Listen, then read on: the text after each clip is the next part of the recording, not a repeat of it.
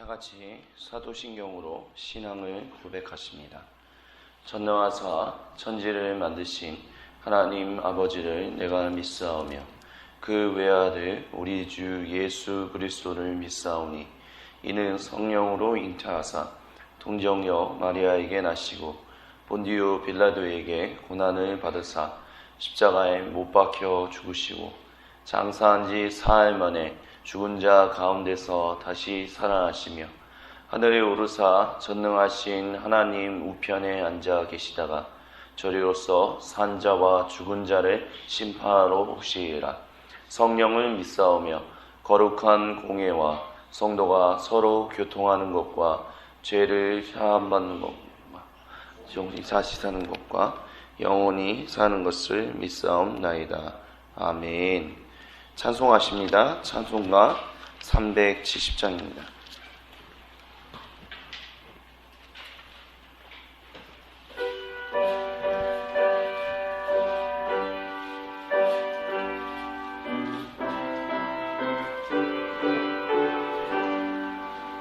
주 안에 있는 나에게 단드심이 있으려 십자가 밑에 나가 내 짐을 풀었네. 주님을 찬송하면서 할렐루야 할렐루야 내 앞에 멀고 매노 나 주님만 따라가리. 그 두려움이 변하여 내 기도 되었고 전날의 안숨 변하여 내 노래 되었네. 주님을 찬송하면서 할렐루야 할렐루야 내 앞에 멀고 매노 나 주님만 따라가리. 내 주는 자비하셔서 늘 함께 계시고 내 궁핍 마음을 아시고 늘 채워주시네. 주님을 찬송하면서 할렐루야 할렐루야 내 앞에 멀고 매노 나 주님만 따라가리. 내 주와 맺은 언약은 영불변하시니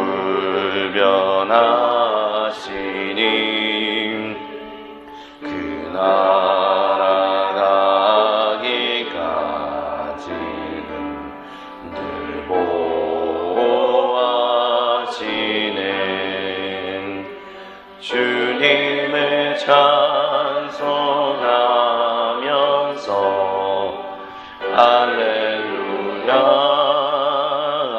할렐루야 내 앞에 멀고 매노 나 주님만 따라가니. 아멘. 다같이 합심으로 기도하십니다.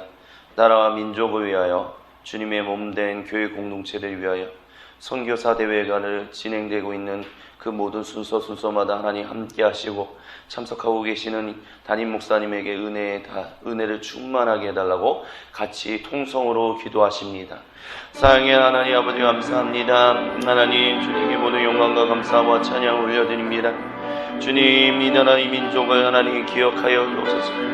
하나님께서 정말 모든 것이 무너져 버렸던 하나님 그 순간에서 주님의 거룩하신 은혜와 사랑으로 우리를 지켜주셨고 우리를 보호하셨고 그리하여 하나님 우리로 하여금 다시 살게 하셨습니다.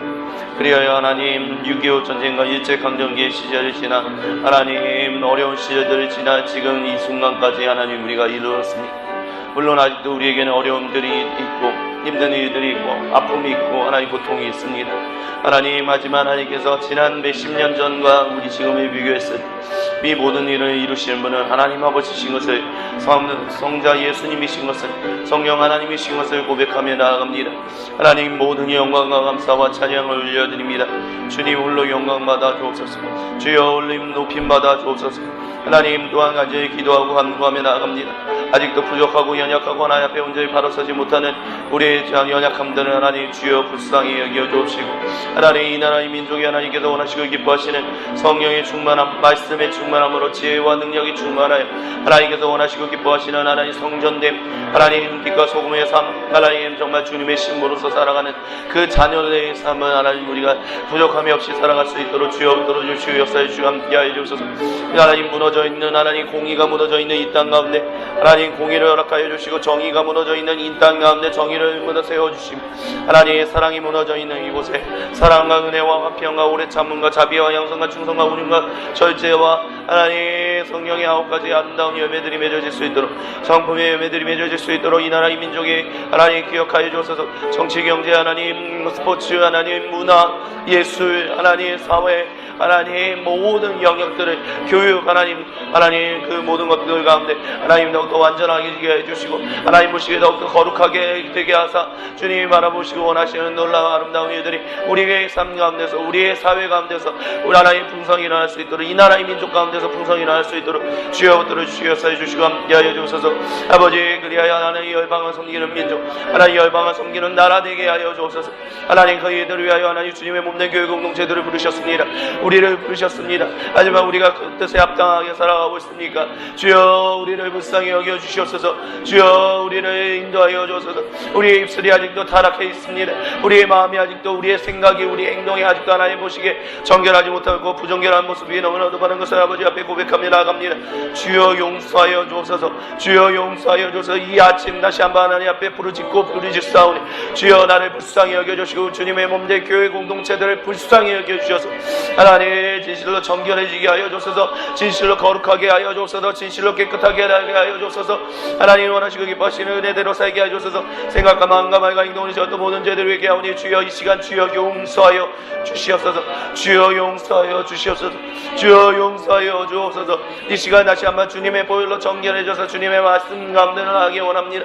주여 주님의 말씀 가운데 나아가오니 주여 말씀과 성령으로 나를 충만하게 해주시고 우리를 충만하게 하사 하나님의 어제보다 오늘 더 거룩하게 해주시고 정결해질 수 있도록 주여 주님의 문대교 공동체들을 주여 인도하여 주옵소서. 하나님 특별히 선교사 대회가 하나님 진행되고 있습니다. 준주 갱시턴 리조트에서 하나님 진행되고 있는 이 일들 가운데 하나님께서 하나님의 처음과 끝을 아시는 아버지 알파와 오메가 되신 하나님 주여 이 모든 일들을 하나님 아름답게 맺어질 수 있도록 주여 들어주시고 역사해 주시고 성령의 능력을 더하여 주시옵소서. 하나님이시여 함께하여 주옵소서. 성령님이여 은혜를 더하여 주옵소서. 그리하여 하나님 그곳에 하나님 그 계신 하나님 240명의 선교사 가족들이 하나님 앞에서 위로와 은혜를 누리게 하여 주시고 하나님의 사랑을 누리는 귀한 은혜를 있게 하여 주시며 하나님 임원을 참석하고 계시는 하나님의 담임 목사님에게도 성령의 능력의 충만함이 가득하게 하사 하나님 주시는 놀라운 은혜와 사랑이 하나님 풍성할 수 있도록 주여 도와주시옵소서. 우리 주 그리스도 예수님의 이름으로 감사드리며 간절히 기도드립니다. 아멘. 오늘 우리에게 주신 하나님의 말씀은 마태복음 7장 28절 29절입니다. 제가 가진 성경 신약성경 11쪽에 있습니다. 마태복음 7장 28절 29절 다 같이 한 목소리로 봉독하십니다. 예수께서 이 말씀을 마치심에 무리들이 그의 가르치심에 놀라니 이는 그 가르치시는 것이 거리 있는 자와 같고 그대의 서기관들과 같지 아니함일러라. 아멘. 예수님께서 이 모든 말씀을 전하신 곳은 갈릴리 바닷가에 있는 어느 언덕이었다라고 얘기할 수 있을 것입니다. 물론 저희는 이제 산상설교다라고 얘기를 하지만 사실 우리나라에는 이런 갈릴리 지역의 어떤 그런 산, 그 언덕 같은 느낌, 그런 개념이 없기 때문에 약간 산이다라는 말로 번역이 되었다라고 이해하면 편하실 것 같습니다. 그래서 언덕에서 설교를 하셨습니다. 이 언덕에서 설교하셨다라는 것은 무엇이냐면 마을에서 가깝지 않은 곳이었다라고 이해할 수 있을 것입니다. 지금 무엇이냐? 사람이 인적이 그렇게 많은 사람들이 돌아다니는 곳이 아니었다라는 것입니다. 도시가 아니었다라는 것이죠. 그냥 한적한 어느 평야, 들판 같은 그런 언덕이었습니다. 그곳에 많은 이들이 나와왔다라고 사도 마태는 마태복음 5장으로부터 그 산상설교가 시작되는 그것을 알립니다. 그리고 7장 여기서 예수님께서 모든 말씀, 즉 설교라고 할 수 있는 모든 말씀을 마치심에 무리들이 그 말씀을 들으러 나와왔던 인적이 드문 아무도 사람들이 많지 않고 사는 곳이 없는 그곳에 나왔던 사람들이 그의 가르치심에 놀랐다라고 이야기를 하고 있습니다. 여기서 우리가 한 가지 기억해야 좋은 것이 하나가 있습니다. 무엇이냐면 이 무리들은 하나님 말씀을 듣는데 열심을 다하는 사람들이었다라는 것입니다. 방금 전에 말씀드렸던 것처럼 이들이 예수님을 만났던 곳은 들판 언덕이었습니다. 사람이 많지 않은 곳이 아니었다라는 것입니다. 회당이 있는 곳도 아니었었고 예수님의 말씀을 그때 당시에는 저희처럼 성경책이 많은 것도 아니었으니까 이렇게 파피루스나 양피지로 된 두루마리 성경을 가지고 있었습니다. 그 성경은 너무나도 정결한 것이고 거룩한 것이었기 때문에 함부로 들고 다닐 수 있는 것들이 아니었었습니다. 그리고 수량도 많은 것도 아니었고요. 그렇기 때문에 주로 회당, 지금으로 말하면 교회 예배당이 많이 있었다라고 말씀드릴 수 있을 것입니다. 그렇기 때문에 하나님의 말씀을 접할 수 있는 곳이 아니었었습니다. 근데 이 무리들은 예수님이 계시다는 그 이야기 하나로 그곳으로 갔다라는 것입니다. 왜 그들이 그렇게 갔느냐? 그들은 하나님 말씀에 대한 사모함이 있었기 때문입니다. 하나님 말씀을 듣기 위하여. 근데 그냥 하나님 말씀을 듣는다라는 것이 아니라 하나님이 말씀하시는 게 진짜 무엇인가, 우리에게 주신 하나님 말씀, 그 하나님 말씀이 정말 옳고 정말 온전한 하나님 말씀은 무엇인가에 대한 거룩한 열망과 사모함이 있었기 때문에, 그들이 있었기 때문에 그들은 여기저기 돌아다니면서 그 하나님 말씀을 듣기에 열심을 다했다라고 이야기할 수 있다라는 것입니다. 그러면 그와 같은 것을 오늘 2017년을 살아가고 있는 우리의 삶 가운데는 어떻게 적용할 수 있을까요? 어저께 제가 말씀을 나누는 가운데서 옛날에는 부흥회도 이런 얘기들을 한 적이 있었습니다. 그리고 옛날에는 지금은 설교를 그냥 한 자리에 앉아가지고 설교를 듣지만 옛날에는 그런 TV 채널이나 그런 것들이 없었기 때문에 부흥 사경에만 있다고 하면 이 마을로 갔다가 저 마을로 갔다가 저 동네로 갔다가 뒷동네로 갔다가 하는 일들이 비일비재했었습니다. 근데 그렇게 하는 사람들이 정말 많았는가라고 했었을 때, 모든 그리스도인들이 다 그렇게 했었는가라고 했었을 때 그러지는 않았었습니다.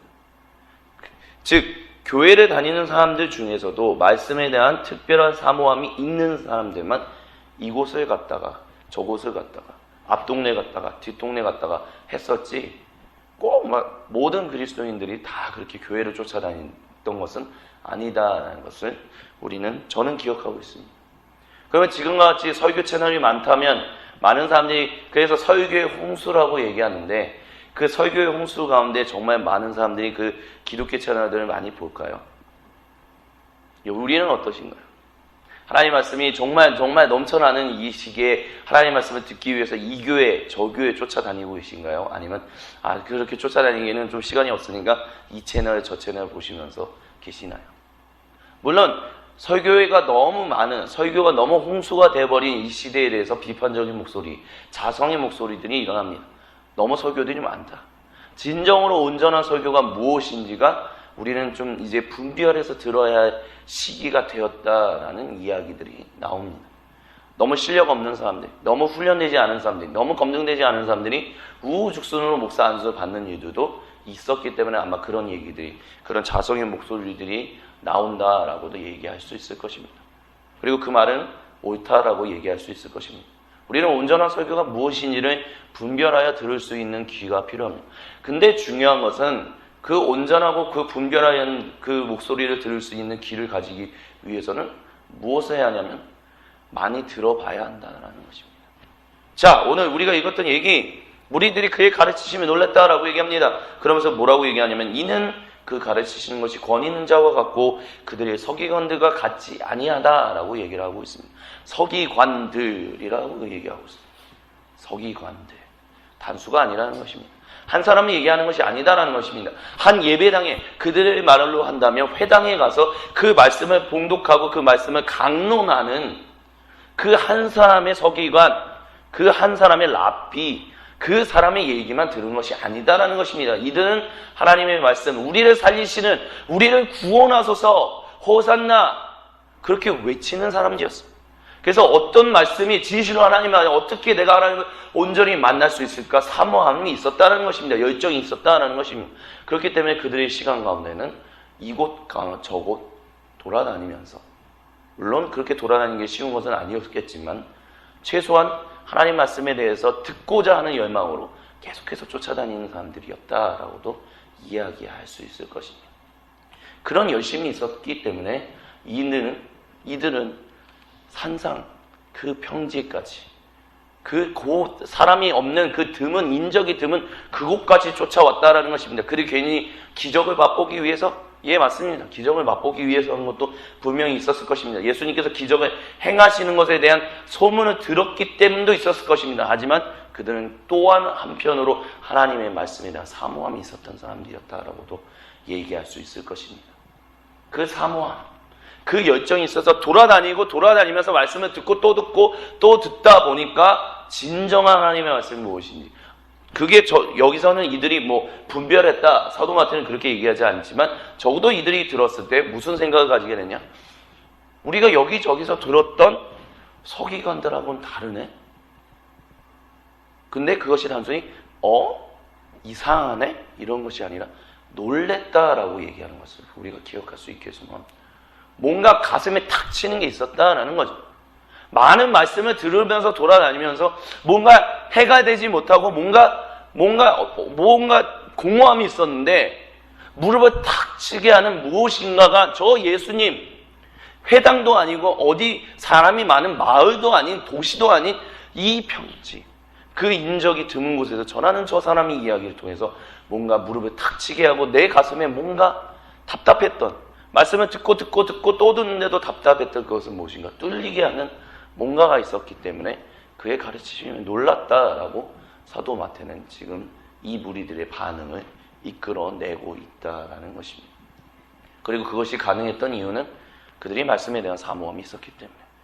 근데 그냥 아무 말씀이나가 아니라 진정으로 온전한 말씀에 대한, 하나님, 참되신 하나님의 말씀에 대한 진정한 갈망함이 있었기 때문에 그들은 여기저기 쫓아다니고 결국에는 진정하고 온전한 예수님의 말씀을 만날 수 있었다라고 이야기할 수 있을 것입니다. 그럼 지금 우리는 어떠냐는 것입니다. 지금 우리는 지시로 그렇게 쫓아다니고 있냐는 것입니다.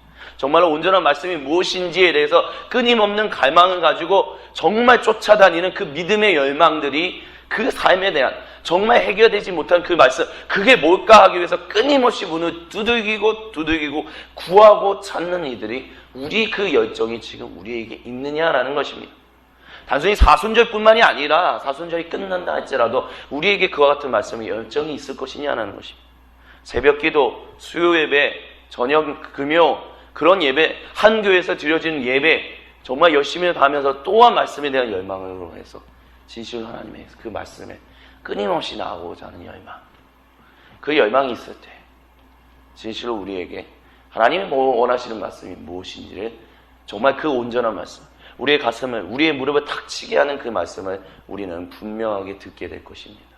그렇기 때문에 무슨 설교의 홍수이기 때문에 그냥 온전한 설교면 그냥 설교 한 편만 들으면 되겠지, 아니면 그냥 그런 생각으로 당하는 것이 아니라 그 설교의 홍수들 가운데 살아가고 있는 이 순간에 진실로 하나님의 말씀이 무엇인지를 알기 위하여 우리의 모든 것을 다하여 열망을 다하여 하나님께로 나아가기를 멈추지 않고 포기하지 않는 그 삶이 우리 가운데 있게 되기를 나사렛 그리스도 예수님의 이름으로 간절히 축원드립니다. 또한 오늘 이 말씀을 통해서 우리가 가질 수 있는 두 번째 교훈은 무엇인가? 우리들이 그의 가르치심에 놀랬다라는 것. 그리고 그의 가르치시는 것이 그들이 일상에서 쉽게 만날 수도 있었던 서기관들과 설교하던 사람들과 달랐다라는 것입니다. 그럼 도대체 뭐가 달랐냐? 마태복음 5장으로부터 7장의 이야기. 도대체 그렇게 길지 않은 이 설교가 도대체 사람들로 하여금 뭐가 그렇게 다르기 때문에 이들이 놀랐을까? 그것을 한마디로 정의하면 이렇게 얘기할 수 있을 것입니다.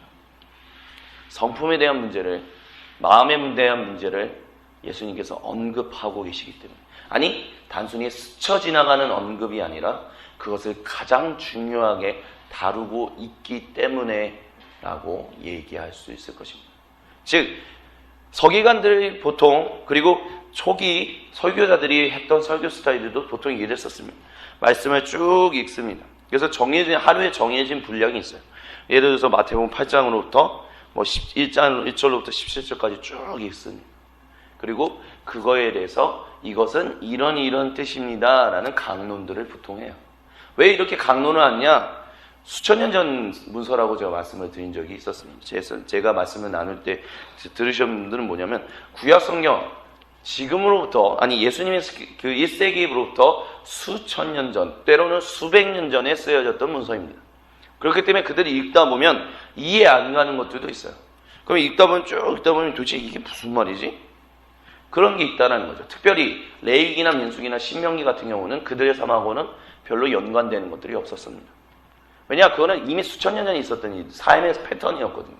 이미 삶의 패턴이 바뀌었기 때문에 어떻게 하라는 거지? 이런 생각을 가지게 됩니다. 즉 정결하고 거룩하게 살아야 하는데, 그 정결하고 거룩하게 사는 것을 수천 년 전에는 모세를 통해서 이렇게 율법을 주셨는데 지금 우리는 어떻게 하지? 삶이 바뀌었는데, 패턴이 바뀌고 양식이 바뀌었는데 어떻게 살지? 그런 것들에 대해서 설명해주는 일들을 하는 것이 바로 설교였다라는 것입니다. 그렇기 때문에 설교는 주로 이 회당의 서기관들이 초점을 맞춘 설교는 무엇이었냐면 어떻게 살아야 할 것인가에 대한 외적인 것들이 많았습니다. 왜냐? 레위기, 민수기, 신명기, 너희가 하나님 앞에서 전적인 하나님이 거룩하신 그 은혜로 정결함을 의롭다함을 입은 사람들이라면 그 의롭다 칭함을 받은 사람답게 살라라는 얘기가 레위기, 민수기, 신명기의 얘기거든요. 그러면 이 레위기, 민수기, 신명기의 얘기는 주로 어떻게 살았냐? 삶에 대한 얘기였습니다. 왜냐?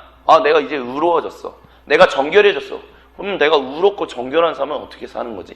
그런 것을 통해서 제사법이라든지 아니면 삶에 대한, 사회에서 누가 이렇게 잘못했다면 이렇게 판결하고 이렇게 해라, 이런 얘기들을 하면서 결국에는 하나님이 택하신 그 이스라엘 민족이 거룩한 외적인 삶을 살아가는데 초점을 맞추게끔 모세의 오경이 주어졌었거든요. 그렇기 때문에 서기관들도 동일하게 너희가 하나님이 다시 돌아오셔서 하나님이 너희를 구원하실 때 너희를 거룩하다라고 인정할 수 있는 것은 무엇이냐? 너희의 삶이다라고 얘기했습니다. 그럼 그 삶이 무엇이냐? 외적인 삶이라는 거죠. 하나님 앞에 정결해야 한다는 것입니다. 그렇기 때문에 그들은 할례나 음식법이나 여러 가지 모세의 율법을 어떻게 자기들의 삶에 잘 적용할 수 있을 것인가? 뭐냐? 방금 전에 말씀드렸던 것처럼 워낙 바뀐 패턴이기 때문에 어떻게 잘 적용해서 우리의 삶 가운데 잘 적용해서 살 수 있을 것인가를 끊임없이 들었었습니다. 그런 얘기들을 주로 모든 1세기의 유대인들의 회당에서의 설교자들은 그런 얘기들을 했다라는 것입니다. 근데 예수님은 무엇을 얘기했냐면 삶도 중요해. 그러니까 외적으로 어떻게 하나님이 원하시고 기뻐하시니, 안식일에 어떤 일을 하고 어떤 말을 하고 어떤 행동을 하고 이런 것들도 중요해. 근데 중요한 건 너희 마음도 중요하다라고 얘기했다는 것이. 대표적인 거, 마태복음 5장부터 7장 가운데서 대표적인 것이 무엇이냐? 예수님이 이런 얘기를 하셨습니다. 너희가 율법에서는 살인하지 말라라는 얘기를 했어요. 자, 살인하지 말라는 것은 실제로 칼이나 아니면 둔기로 사람을 찔려 그 생명을 빼앗고 그 생명이 끝나게 하는 행동을 얘기하는 것입니다. 너희가 살인하지 말라라는 얘기를 들었으나 내가 이제는 너희에게 말하노니 누구든지 너희 마음 가운데 누군가를 미워하는 마음이 있다면 너희는 이미 살인한 자다라고 얘기를 하셨습니다. 또 예수님이 모세의 율법에는 누구도 간음하지 말라라고 얘기했어요. 간음하지 말라. 뭐 성적인 어떤 범죄라든지 아니면 어떤 결혼을 깨지게 하는 어떤 간통이라든지 여러 가지겠죠. 근데 외적인 것들이에요. 근데 예수님은 내가 너희에게 말하노니 너희 마음속에 누구든지 다른 이성을 가진 사람을 보고 마음속에 음욕을 품으면 이미 간음한 자라라고 얘기를 했었습니다. 이와 같은 대표적인 얘기. 그리고 마태복음 5장부터 7장은 우리가 계속 읽고 또 읽다 보면 우리가 발견하게 되는 것은 무엇이냐면 우리의 마음 중심에 있는 동기, 그 근원을 계속해서 얘기하고 있다는 것을 발견하게 된다는 것입니다.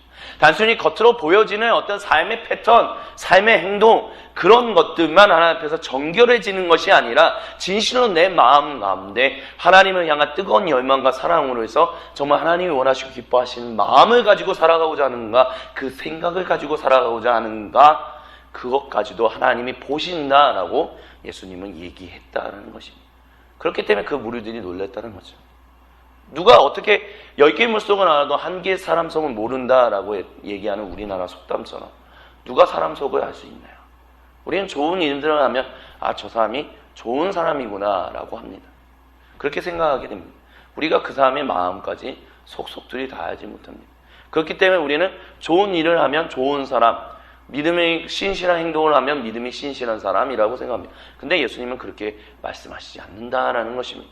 아무리 겉으로 보이는 것들이 정결해 보고 거룩해 보이고 믿음이 있어 보이는 행동을 한다 할지라도 마음 중심이 그렇지 않다면 그것은 하나님 앞에서 온전한 것이 아니다. 정결해져야 한다. 깨끗해져야 한다. 하나님 앞에서 뒤집어져야 한다. 라고 예수님은 계속해서 얘기한다라는 것입니다.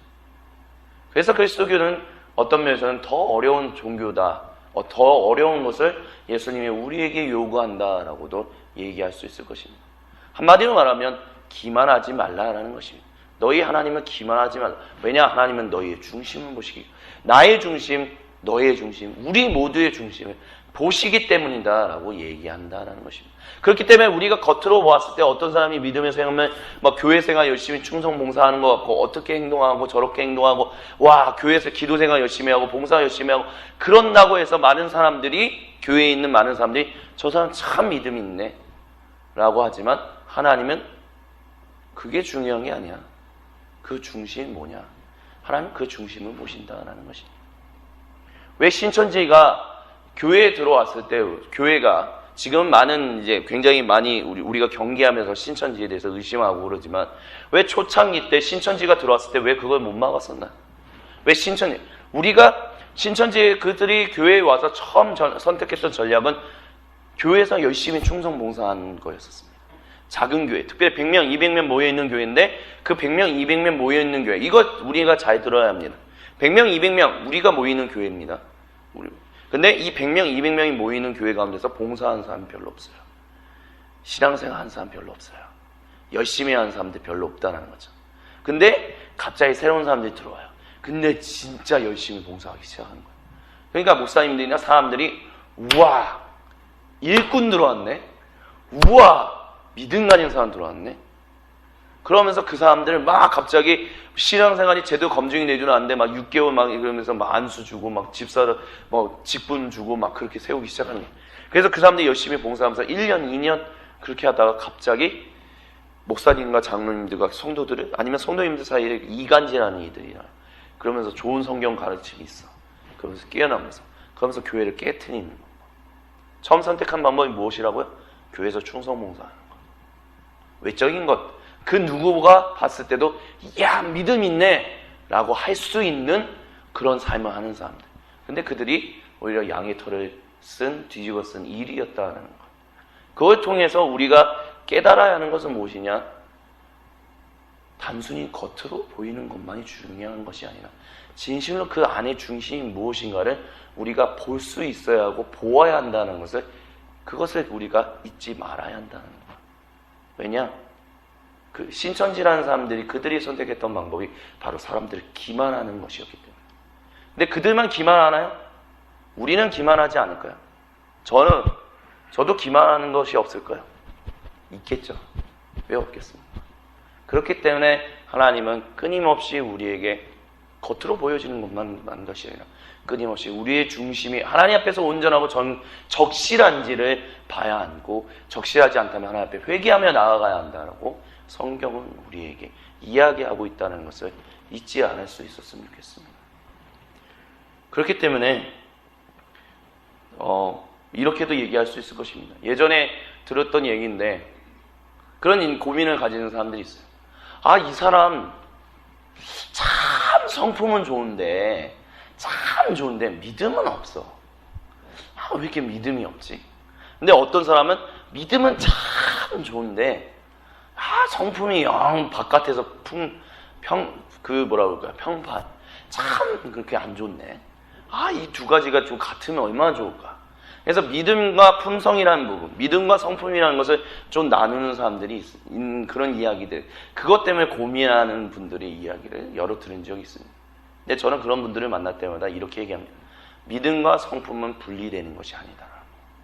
믿음이 좋다라고 얘기하는데 성품이 안 좋다? 그 얘기는 뭐냐면 그들이 가지고 있는, 우리가 가지게 되는 믿음이 좋다라는 것은 열심히 교회 봉사하는 것, 기도 생활하는 것, 그런 거. 근데 그게 아니다라는 겁니다. 믿음이 좋은 것은, 저는 그래서 제가 담당하고 있는 청년들이든지 아니면 제가 알고 있는 사람들이든지, 저는 교회에서 충성 봉사한다고 해서 그 사람 믿음 좋다? 그 사람을 리더로 세워야 한다? 저는 그렇게 생각하지 않아요. 저는 그렇기 때문에 어떤 분들은 좀 답답하게 생각하는 분들도 있다라는 얘기를 간혹 가다가 듣는 경우들이 있습니다. 저는 함부로 사람 세우려고 하지 않거든요. 뭐냐? 충성 봉사한다, 교회에서 열심히 한다, 누구보다 열심히 한다, 그 사람이 믿음 좋은 거다. 저는 그렇게 생각하지 않기 때문에. 저는 오히려 그 안에 있는 그 사람을 둘러싼 다른 사람들의 그 사람을 평가하는 이야기 듣고요.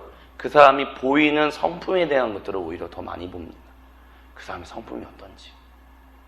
그리고 그 사람이 진실로 하나님 앞에서 온전한 성품이라면 그때서야 비로소 그 사람 믿음이 있다라고 저는 그렇게 봅니다. 그리고 그 기준 중에 하나는 제가 가지고 있는 기본적인 기준 중에 하나는 바로 겸손입니다. 정말 하나님 앞에서 겸손한지, 사람들 앞에서 겸손한지, 많은 일을 하는 것이 아니라 진실로 하나님 앞에서 나 부족한 사람입니다. 하지만 그 하나님을 향하여 뜨겁게 나아가게, 하나님 앞에 겸손하게 나아가기 원합니다라는 그게 있는지, 저는 그게 믿음이다라고 보거든요. 이건 제 기준입니다. 여러분에게도 분명히 여러분만의 기준이 있을 것이라고 생각합니다. 근데 중요한 것은 우리가 이 말씀을 통해서 잊지 말아야 할 것 한 가지는 무엇이냐? 하나님은 끊임없이 중심을 보신다라는 것입니다. 그 중심이 뒤집어지지 않는 한, 아무리 외적인 것이 뒤집어진다고 해서, 외적인 것이 아무리 뛰어나 보인다고 해서 그 사람이 믿음이 있다? 아니요. 성경은 절대로 그렇게 얘기하지 않습니다. 진실로 하나님 앞에서 겸손한가? 오히려 하나님은 겸손한 사람을 찾습니다. 아무리 능력이 뛰어나도 겸손하지 않는 사람보다는 조금 능력이 부족하게 보인다 할지라도 하나님은 진실로 사랑하고 다른 이웃들을 하나님의 사랑으로 섬기고자 하는 그 겸손한 한 사람을 찾는다는 것을 우리가 잊지 않게 소망합니다. 그리고 그 겸손한 사람들이 많아질 때 주님의 몸된 교회 공동체는 진실로 정결해집니다. 주님의 몸된 교회 공동체는 진실로 건강해집니다. 그렇기 때문에 많은 일을 아는 사람들을 찾기보다는 진실로 단 한 사람이라도 하나님 앞에서 겸손하고 거룩한 사람을 찾기 위하여, 그렇게 되기 위하여 하나님 앞에 말씀 듣고 하나님께 기도하고 성경 공부하고 전도하고 그런 모든 일들을 하는 우리 모두가 되기를, 매일 그런 삶을 살아갈 수 있게 되기를 나사의 그리스도 예수님의 이름으로 간절히 축원드립니다. 같이 기도하시겠습니다.